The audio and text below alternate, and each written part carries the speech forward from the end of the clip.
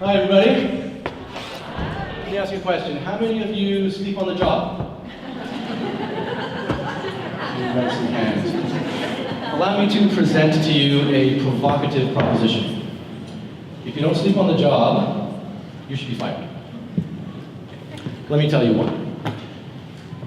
In days gone by, when our economy was dominated by agriculture and manufacturing, an employee's value was gauged by their inputs. If they were too slow in putting a bumper on a car, they were unproductive. If they slept on the job, they were stealing time from their employers and could be fired. Today, however, we live in what is largely a knowledge economy. And in a knowledge economy, an employee's value is gauged primarily by their outputs, not their inputs. It's more about, performing is more about producing certain results as opposed to clocking time. In a knowledge economy, we want employees to be alert, not just active, engaged, not just present, and focused on producing the best quality outputs possible. Sleeping on the job can make that happen. According to the National Safety Council in the US, about 70% of employees are tired every year. This results in 410, it's estimated, $1 billion of societal impacts every year. Human adults need 7 to 9 hours of sleep every night, but many of us don't get enough shut. About 35% of us don't get the required 7 hours every day. Between 1985 and 2012, the percentage of people who get less than 6 hours a night increased by over 30%. And compared to 60 years ago, we get 1.5 to 2 hours less sleep every night.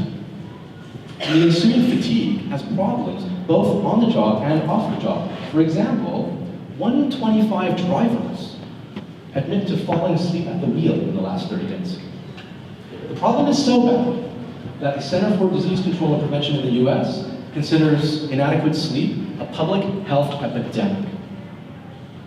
Now, part of the reason for this epidemic of sleepiness is that the boundary between work and home is blurring these days.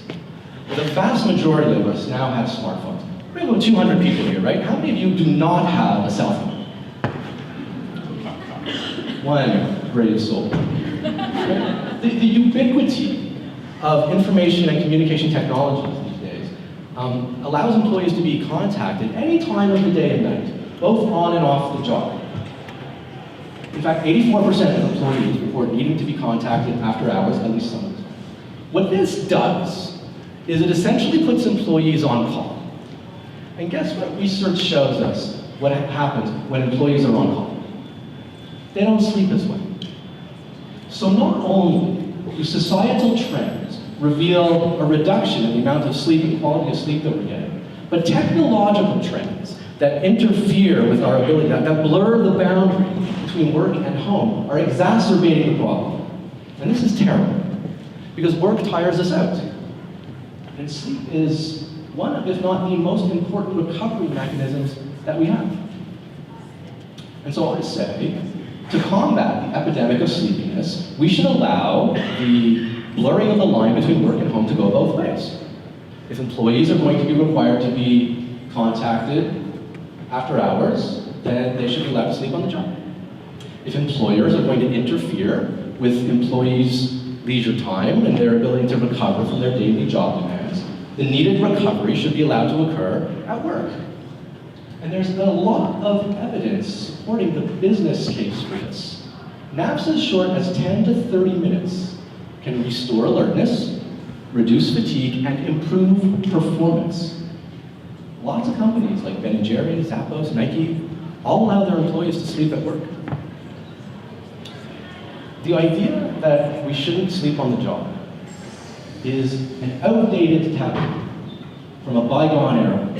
It's a holdover from the days when our value as employees came from our inputs, not our outputs.